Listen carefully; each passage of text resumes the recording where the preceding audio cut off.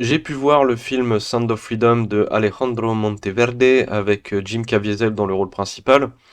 Il y a tout un débat, il y a toute une polémique autour du film. Alors, j'ai envie de partager une opinion, un avis en deux parties, c'est-à-dire une partie qui concerne le film en lui-même, une autre partie qui s'attache plus au hors-film, au contexte de production et à tout ce qu'il y a derrière le film, après le film.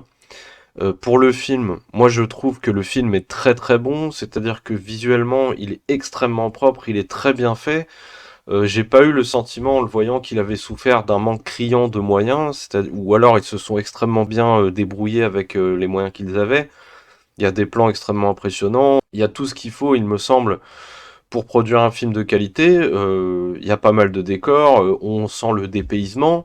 Dans la gestion des lumières, bon, c'est très filtré entre guillemets. Par moments, on se croirait dans le cliché à la Michael Bay, c'est-à-dire que l'image est très, vous voyez, un petit peu sépia sur les bords, et en particulier lorsque ça se déroule en Amérique du Sud. Mais il y a des plans comme celui qu'on voit là, cet échange de regards qui est extrêmement bien foutu. Il y a un jeu sur la lumière, les éclairages, le fait d'allumer, d'éteindre la lumière qui va revenir de façon récurrente dans le film, de façon symbolique, avec l'apparition ou l'extinction d'un espoir, etc. Donc c'est très bien foutu, moi j'ai trouvé que c'était bon. Le personnage principal est très charismatique. Jim Caviezel est excellent dans le film. Les enfants aussi qui jouent dans le film sont vraiment très très bons. Les personnages secondaires, pareillement. Tout est très bon. Le récit en plus est d'une grande fluidité, c'est-à-dire qu'on se laisse pas, ça dure 2 heures, on se laisse porter sans effort du début à la fin du récit. Il a énormément de qualité. C'est un très bon film qui a, je trouve, un feeling très hollywoodien en fait. Il est accessible, il est agréable. Ce qui est intéressant en plus, c'est qu'il s'attaque à un sujet quand même très difficile, qui peut vite devenir borderline dans son traitement. Et finalement, tout est extrêmement mesuré dans le film. Alors c'est peut-être l'inspiration un peu religieuse du film et du personnage de Tim Ballard, qui, vous le voyez dans cette image, il y a un petit côté 7 à la maison, 7-7 là. Donc c'est voilà la croix qui apparaît, etc. Il y a un fond chrétien. On sent que c'est un peu la collection de la famille évangéliste américaine. Ce film, ça ira sur ces étagères-là en particulier. Mais rien n'empêche, moi je trouve, en tant que spectateur détaché de toutes ces considérations-là et de tout ce potentiel communautarisme, ça n'empêche pas d'apprécier le récit, de trouver que c'est bien fait, que voilà, il y a des codes du film d'enquête, du film policier. Le personnage principal est très Sam Fisher, Solid Snake, John Rambo sur les bords, c'est-à-dire que il a beaucoup de charisme, il a pas l'air d'avoir de défauts, il est un petit peu angélique, en plus c'est le visage de Jésus de Mel Gibson quand même.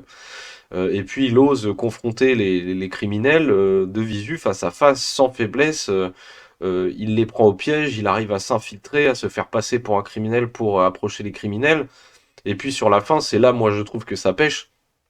Il ose aller voilà, dans les territoires interdits des rebelles d'Amérique du Sud, du cartel, et il va y aller tout seul et il va réussir à s'infiltrer, à courir de maison en maison sans se faire griller par les mecs qui jouent de la guitare, olé olé, qui boivent des coups. Donc il y a une petite atmosphère pour les anciens, entre guillemets, snipers Tom Béranger. C'est un peu over the top par moment, tu sens que c'est pas très crédible, que c'est très romancé pour une histoire, voilà. Il y a une des phrases d'accroche autour du film, c'est The Incredible True Story, based on the Incredible True Story, donc basé sur l'histoire vraie incroyable. J'aime bien cette espèce de cul entre deux chaises, de parler d'une histoire vraie incroyable. C'est-à-dire que c'est incroyable, mais c'est vrai. Le film donne l'impression que c'est pas très crédible par moments. C'est très romancé. Donc bon. Maintenant, je le redis, le film est agréable, le message qu'il envoie est très touchant, c'est-à-dire que comme il y a de la justesse, que c'est pas abusif, on se laisse toucher, on veut bien, on accorde son attention au film sans difficulté, on n'est pas sorti du film, etc.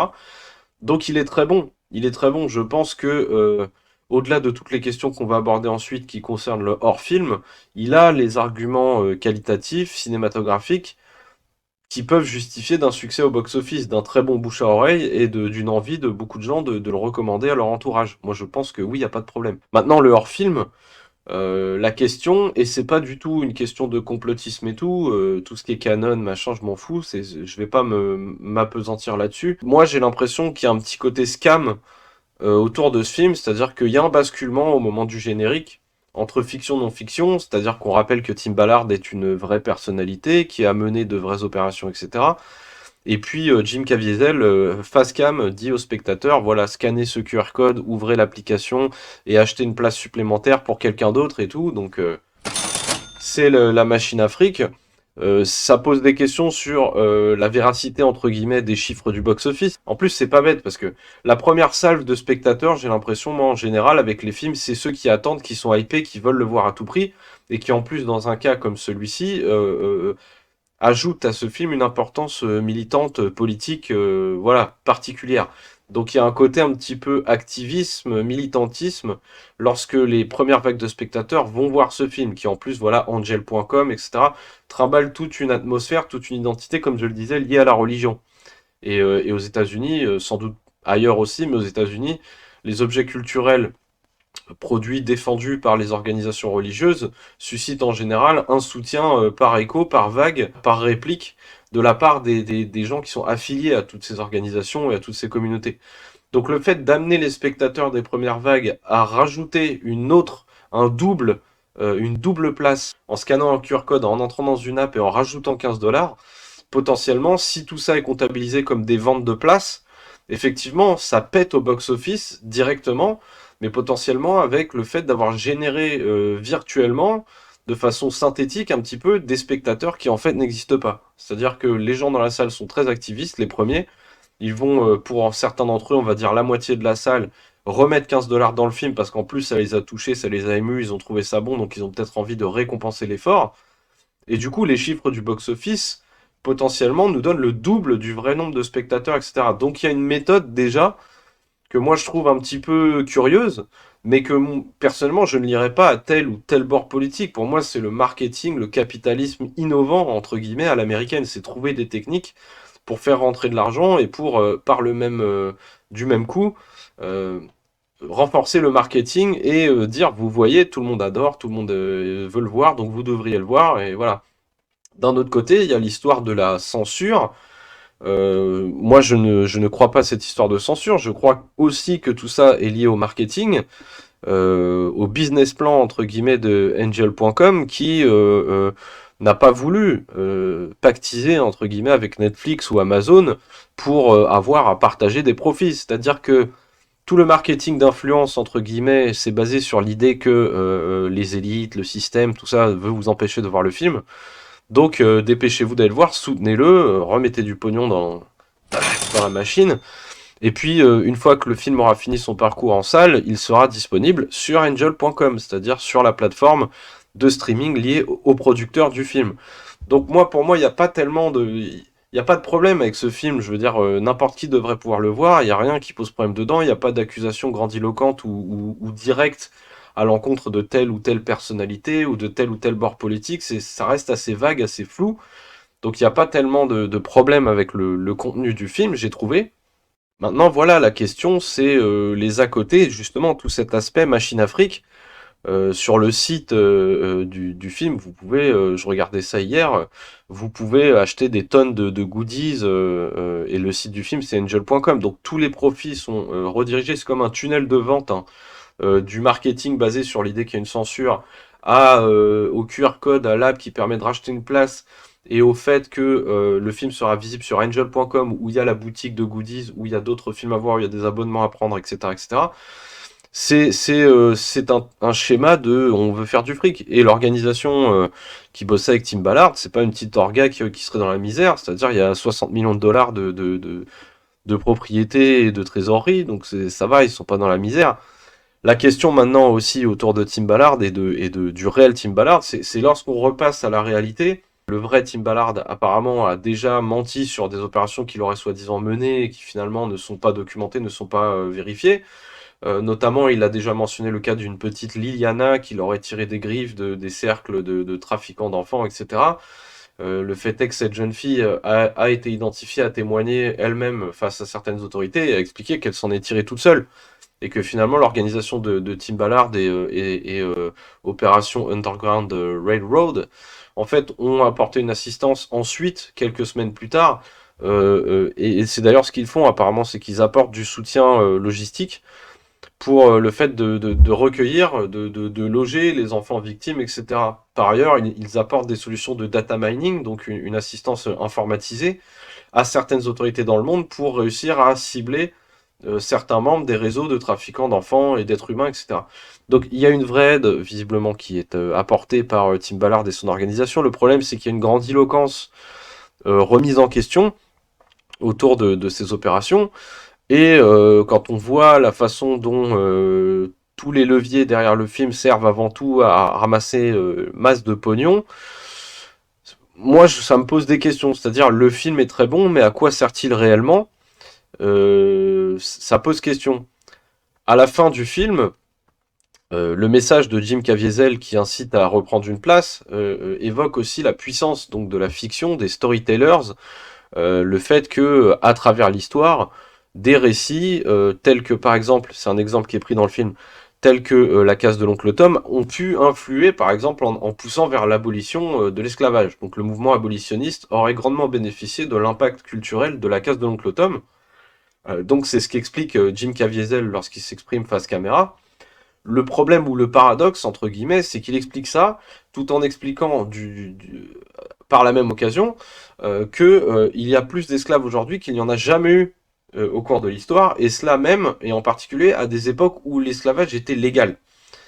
Donc il n'y a plus de cadre légal à faire éclater, donc le fait qu'ils disent soutenez ce film, devenez des acteurs du changement, on peut changer l'histoire, etc., tombe un petit peu à plat, j'ai envie de dire, puisqu'il n'y a plus de cadre légal à éclater. Et visiblement, la seule solution, vu qu'il n'y a plus rien à faire d'autre que ça, c'est de donner du pognon, en fait. Donner du pognon, donner du pognon, donner du pognon. Et ça pose question, quoi. Donc, moi, je me soucie pas de toutes ces histoires de complotisme ou pas. De toute façon, il faut l'admettre. Moi, je pense, à partir du moment où tu es proche d'un certain bord politique, c'est-à-dire des républicains et des droitards américains, que tu as bossé avec des mecs de Fox News, etc., tu vas forcément être ramené à ces questions sur le complotisme et tout, parce qu'aux États-Unis, mais c'est comme ça partout dans le monde, mais en particulier aux États-Unis, l'information souffre du prisme éditorialiste, du prisme partisan du média qui va traiter cette information. C'est-à-dire qu'entre CNN et Fox News, une information sera traitée de deux façons totalement différentes. Et CNN aura tendance à dire que Fox News ment, et Fox News aura tendance à dire que CNN ment. Tim Ballard lui-même s'est défendu, a expliqué que on allait chercher à le salir en expliquant qu'il avait raconté des trucs énormes au sujet des trafics d'enfants, avec les histoires adénochrome ou je sais pas quoi, et puis des rituels sataniques, etc. Donc il a dit non, non, moi je raconte rien de tout ça, cherchez pas, on cherche juste à me pourrir, etc. Potentiellement, après, moi personnellement, sur tout ce qui concerne leur film, j'ai l'impression qu'il y a une entreprise propagandiste, pas forcément au sens politicien pur, mais au sens argent, quoi. Et puis où ira l'argent, à quoi il va servir? Il y a des producteurs liés à ce film qui visiblement ont déjà des emmerdes judiciaires liées à l'argent et à des schémas un peu, des montages financiers un petit peu frauduleux ou étranges. Donc, bon, le paradoxe et le problème peut-être, c'est que tout ça, toute cette entreprise questionnable, est tout de même à la source d'un film qui m'a paru excellent. C'est-à-dire que le film est très bon, le personnage est très bon, l'acteur est très bon, le message est très bon, la mise en scène est très bonne, l'éclairage est très bon, la musique est... Tout est très bon en fait. Tout est très bon. Le film est très agréable à regarder. Tout est bon dans le film. Donc je vois pas de problème. À part donc à partir du moment où on bascule entre fiction et non-fiction au moment du générique et que ce basculement se fait donc à travers la question de l'argent. Donc il y a une vraie problématique et un vrai questionnement à avoir entre film et hors film, entre voir un film, se sensibiliser à un sujet ou soutenir le fait peut-être aussi qu'on va davantage mentionner ce sujet dans le cinéma, dans les fictions, etc. Parce que c'est vrai que c'est pas un sujet facile et que c'est compliqué. Surtout quand on commence à parler de réseaux, de trafiquants d'êtres humains et d'enfants qui bénéficieraient à une certaine société civile, potentiellement richissime, etc. Alors je l'ai dit, hein, il n'y a pas d'attaque frontale, il n'y a pas de... Moi je trouve que ça reste assez vague, assez flou pour ne pas être problématique ou illégal, ou voilà. Mais bon, le problème c'est que ça va être comme un contenant, c'est-à-dire qu'en fonction de votre provenance, entre guillemets, ou de votre conditionnement idéologique et de votre habilité ou non à suspendre votre propre incrédulité, et cela même dans le cadre du hors-film et du non-film et du réel, ça va poser question parce que direct, le visage de Jésus de Mel Gibson, greffé sur la personnalité de Tim Ballard, une fois sorti du film, et après ce message grandiloquent qui appelle à l'action, etc., ça fait très, voilà, schéma américain, un petit peu religieux, c'est-à-dire donner de l'argent pour mettre fin à tous les problèmes du monde. Si on remonte à l'histoire américaine et qu'on prend un exemple un petit peu cliché, c'est voilà, tu as une maladie incurable, moi j'ai le remède, dépense de l'argent, je t'offre le remède et tu iras beaucoup mieux. Et finalement, tu ne vas jamais beaucoup mieux. Donc, est-ce que ce film va poser ce problème-là? Je ne sais pas. En tout cas, ça vaut le coup de le voir. Ça vaut le coup de payer pour le voir, c'est-à-dire de rétribuer l'effort créatif, l'effort cinématographique qu'il y a sur l'écran, c'est-à-dire que c'est du bon boulot. Donc il n'y a pas de raison de s'abstenir de le voir et de se faire une opinion. Voilà. Comme je l'ai dit plusieurs fois, il faut voir pour critiquer, c'est pour ça que j'ai voulu le voir. Donc le film ne m'a pas déçu, le film m'a beaucoup plu. Mais la question, donc, je le répète, c'est leur film et c'est ses personnalités autour. J'ai envie de dire aussi, on critique parfois par exemple, les libéraux américains, les gauchistes, en tout cas pas tentés gauchistes, comme Leonardo DiCaprio avec Don't Look Up, qui fait des conférences à l'ONU pour la sauvegarde du climat et tout, et qui par ailleurs a des attitudes pas très responsables au niveau de son bilan carbone et de toutes ces choses-là, vous voyez. Donc on accuse le monde du cinéma, des libéraux, etc., d'être très hypocrite. Et je trouve qu'on aurait tort tout simplement de ne pas appliquer la même méfiance ou le même détachement vis-à-vis des films plutôt affiliés droitard. J'ai envie de rappeler que il y a déjà eu maintes et maintes fois la démonstration d'une certaine hypocrisie du côté des droitards américains aussi, et en particulier de ceux qui sont liés à la religion. Tout à l'heure, pour rigoler, je mentionnais 7 à la maison, mais l'acteur principal de 7 à la maison a eu de sacrées emmerdes avec des histoires justement, il me semble, de pédocriminalité et tout, et d'abus et de harcèlement, etc. Donc le mec qui vendait une image particulièrement exemplaire de la famille typique américaine, croyante, etc., était en fait un petit monstre qui cachait son jeu. Un autre exemple, c'est Jesus Camp, documentaire que j'apprécie énormément, qui selon moi est monumental, dans lequel on voit par exemple un télévangéliste qui, au quotidien, critiquait l'homosexualité, critiquait certaines conduites, etc. Donc pousser les gens vers un certain modèle de vie aseptisé, on va dire, et puis qui finalement s'est révélé être cocaïnomane et entretenir des relations homosexuelles, je crois, avec des escort boys, quoi. Donc il y a de l'hypocrisie de tous les côtés, ce qui serait dommageable. D'un côté, c'est de refuser aux gens de pouvoir voir ce film et de se faire une opinion, ce serait de refuser que ces sujets soient mentionnés, etc. Je ne pense pas qu'il y ait de réelle censure, je pense que c'est un business plan, un schéma de marketing, mais de l'autre côté, ce qui serait dommage, c'est de s'imaginer que forcément, si ce n'est pas un truc de libéraux et de droite et de gauchistes, pardon, américains, si c'est pas le film que CNN et le Parti démocrate soutient, ça veut dire que c'est la vérité et que c'est une histoire totalement vraie. Pourtant, voilà, l'accroche c'est Incredible True Story. C'est, moi, je pense qu'il y a une entreprise de propagande moralisatrice, etc., qui va, je le répète encore une fois, finalement aboutir sur le tiroir caisse. Donc, que voulez-vous? Si on s'en tient au pur cinéma, c'est un très bon film et moi j'ai envie de le recommander parce qu'il est agréable à regarder et le sujet est intéressant. Il me semble plutôt bien traité, même si, à mon sens, il faut se limiter, se borner à l'idée qu'on est face à un personnage de fiction et pas à une histoire vraie à 100% parce que non, dans l'arrière-boutique, c'est étrange, ça pose des questions. Donc voilà, je recommande si un jour vous avez l'occasion de voir ce film, de partager vos opinions autour aussi à votre tour, de le recommander autour de vous si vous le trouvez bon, pour aller contre les limitations. Voilà, on va pas se fermer les chakras intellectuels, tu vois ce que je veux dire, sous prétexte que les gens disent que machin, il faut voir les films pour se faire une opinion. Et puis après, il faut se documenter autour du hors-film, chercher les enquêtes journalistiques, les critiques potentielles, les cas, les situations qui posent question et qui posent potentiellement problème autour des personnes qui gravitent autour de la production de ce film et avoir le cran, j'ai envie de dire, de ne pas se laisser sombrer dans une entreprise du coup commerciale, mercantile, qui ne sent pas très bon. Le film a son utilité, je pense, il est excellent, mais voilà. la conscientisation, entre guillemets, le fait de réfléchir derrière ces questions, d'aller se documenter, d'en savoir plus sur le trafic d'êtres humains et tout, c'est déjà très bien.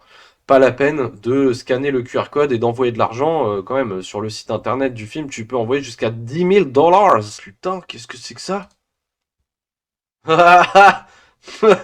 Et tu peux acheter des bijoux à 300 dollars, tu vois, pour soutenir le film. Et ça, je rappelle, dans une boutique qui sera directement accessible depuis la plateforme de streaming exclusive qui va diffuser le film. Donc, ça pue le business à l'américaine, quoi. Bon, tout ça, c'est à voir, c'est à analyser, c'est à regarder avec un œil très critique. Et voilà. Mais je suis content d'avoir fait l'effort de voir le film et de pouvoir en donner un ressenti. Voilà. Donc, salutations à toutes et à tous, et prenez soin de vous.